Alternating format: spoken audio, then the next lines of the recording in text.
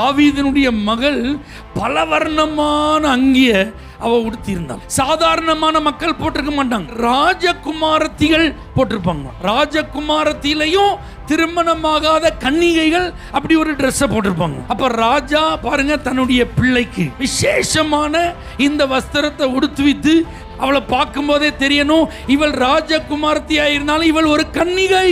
அப்போ சிறந்த வஸ்திரத்தை ஆண்டவர் உடுத்துவேன் என்று சொல்லும் போது அவர் தான் மணவாளன். அவருக்காக தான் நம்ம ஆயத்தமாக்கப்பட்டு கொண்டிருக்கிற கன்னிகை. என நாம ராஜகுமாரத்திகள் மாத்திரமே அணியக்கூடிய வஸ்திரம் என்று சொல்லப்படுகிற இந்த ரட்சிப்பின் வஸ்திரத்தை நம்ம அணிஞ்சிருக்கோம். மணவாளனுக்காக ஆயத்தமாக்கப்பட்டு கொண்டிருக்கிற கன்னிகைகளா இந்த வஸ்திரத்தை நம்ம உடுத்தி இருக்கிறோம். இது உலகத்தார் உடுத்த முடியாத ஒரு வஸ்திரம், இது உலகத்தாருக்கு இல்லாத ஒரு வஸ்திரம். அப்படிப்பட்ட ஒரு மேன்மையை, ஒரு ஸ்தானத்தை, ஒரு அந்தஸ்தை ஆண்டவர் உங்களுக்கும் எனக்கும் அவர் தருகிறார்.